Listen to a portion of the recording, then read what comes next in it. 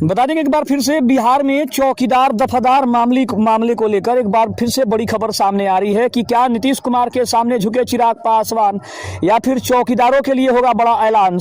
पूरी सच्चाई आइए खबर को विस्तार से देखते हैं। नमस्कार, मैं हूं संजीव और आप देख रहे हैं आप तक न्यूज। अगर आप हमारे चैनल पर नए हैं तो चैनल को जरूर सब्सक्राइब कर लें। बिहार की राजनीति में नीतीश कुमार और चिराग पासवान के बीच के रिश्ते और चौकीदार दफादार के मुद्दे पर कई महत्वपूर्ण घटनाक्रम हुए हैं। आपको बता दें कि चौकीदारों के लिए चिराग पासवान का लगातार बड़ा कदम दिखाई दे रहा है। चिराग पासवान लगातार बिहार के चौकीदारों और दफादारों के हक में अपनी आवाज उठा रहे हैं। बैठक और रणनीति की बात करें तो हाल ही में चिराग पासवान ने चौकीदारों के मुद्दे पर एक बड़ी बैठक बुलाई थी, जिसमें उनके स्थानांतरण और अन्य सेवा शर्तों पर भी चर्चा की गई है। इसके लिए नीतीश कुमार को पत्र भी लिखा गया है। चिराग ने मुख्यमंत्री नीतीश कुमार को पत्र लिखकर मांग की थी कि चौकीदारों के ट्रांसफर का फैसला वापस लिया जाए और उनकी समस्याओं का समाधान किया जाए। अब देखा जाए तो नीतीश कुमार बनाम चिराग पासवान आमने सामने हैं, क्योंकि राजनीतिक गलियारों में झुकने की चर्चा अक्सर एनडीए के भीतर सीटों के तालमेल या गठबंधन की मजबूरियों को लेकर होती है।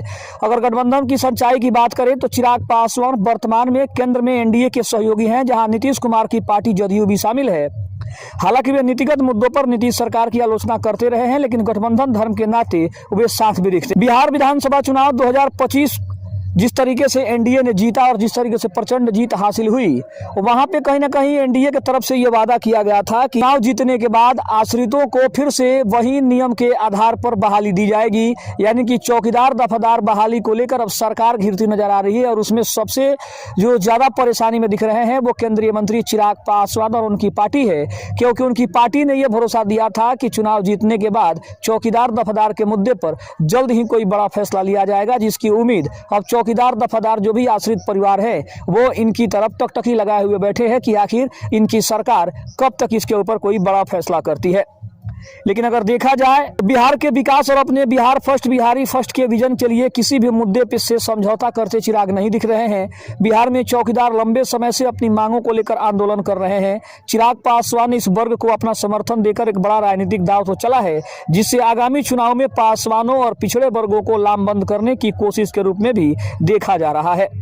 अब देखा जाए तो चिराग पासवान फिलहाल झुकने के बजाय दबाव की राजनीति कर रहे हैं, ताकि चौकीदारों और अपने कोर वोट बैंक के हितों की रक्षा कर सके। सच्चाई ये है कि वे एनडीए के भीतर रहकर भी अपनी अलग राजनीतिक पहचान और मुद्दों को प्रखरता से उठाने का काम कर रहे हैं। बिहार की राजनीति और चौकीदारों के मुद्दे पर ताजा जो है वो अपडेट्स सामने आ रही है। सोशल मीडिया पर चिराग पासवान का झुकना ये कतई लोगों को बर्दाश्त नहीं होता है, क्योंकि उनके जो चाहने वाले होते हैं वो हमेशा कहते हैं कि चिराग कभी झुकेगा नहीं। लेकिन देखा जाए तो अगर हालिया मुलाकातों के संदर्भ में अगर देखा जाए तो इसकी हकीकत कुछ और ही दिखाई दे रही है। अक्टूबर 2025 के अंत में नीतीश कुमार अचानक चिराग पासवान के घर पहुंचे थे। उस दौरान चिराग ने झुककर नीतीश कुमार के पैर छुए थे, जिससे कई लोगों ने समर्पण कहा था। हालांकि चिराग ने इसे पारिवारिक संस्कार और व्यक्तिगत सम्मान बताया था, न कि राजनीतिक समझौता।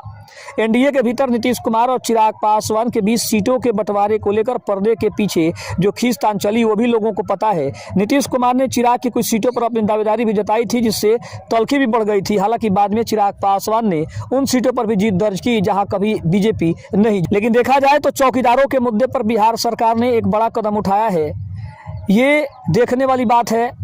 लेकिन सबसे जो ताज़ा मामला है वो बिहार चौकीदार संवर्ग नियमावली 2026, जो आश्रितों के लिए सबसे बड़ी बाधा बनकर आया है। फरवरी 2026 की शुरुआत में नीतीश कुमार की सरकार ने चौकीदार और दफादारों के लिए एक नई नियमावली का प्रारूप तैयार किया है।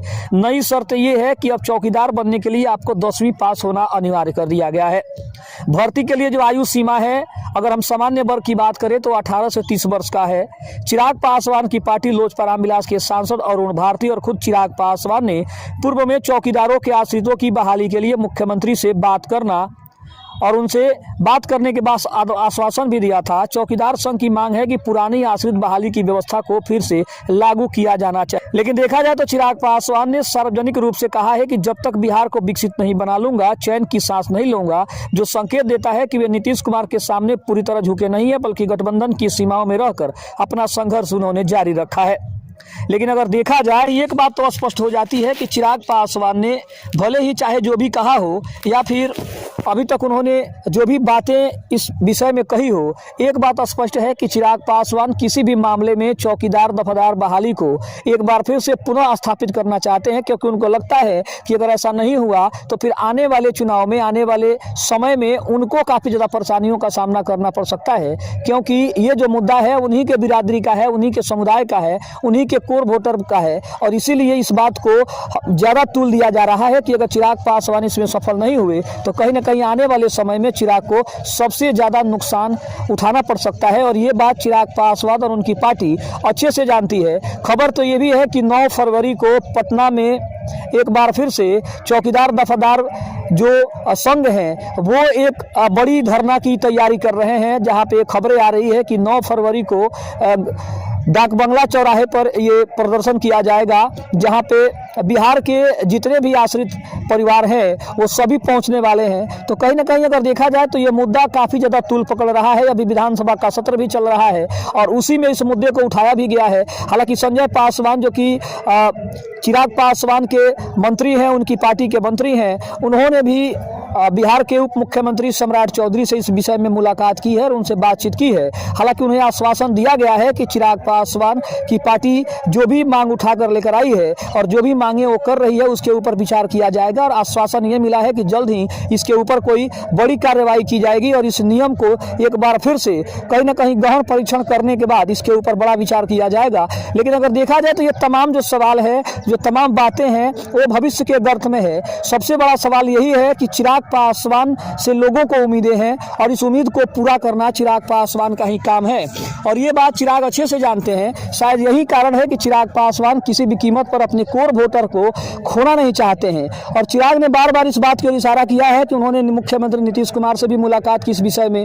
इसके अलावा उन्होंने ये भी बताया कि उनके जो मंत्री हैं संजय पासवान, जो कि गन्ना उद्योग मंत्री हैं, उन्होंने भी इस विषय में कई सारी बातें कही है और उन्हें कहीं ना कहीं सरकार की तरफ से आश्वासन मिला है कि चौकीदार जो बहाली है उसको पुनः एक बार फिर से प्रारंभ किया जाए। लेकिन जो नए नियम आए हैं कि पहले जो बहाली होती थी वो 8वीं पास थी योग्यता के आधार पर, और अब जो है वो 10वीं पास कर दिया गया है। यानी नीतीश कुमार की सरकार का कहना है कि इस नियम को पारदर्शी बनाया गया है ताकि किसी भी, चाहे वो सामान्य वर्ग हो, SC हो, ST हो, OBC हो, किसी भी वर्ग को इससे ज़्यादा परेशानियों का सामना ना करना पड़े। क्योंकि कहीं ना कहीं जनरल कोटे के लोगों का ये शिकायत था कि सरकार पारदर्शी नियम अगर लाएगी तो इसमें सभी वर्ग के और सभी जाति के लोगों का इसमें बहाली में वो हिस्सा ले सकते हैं और अपनी नौकरी ले सकते हैं।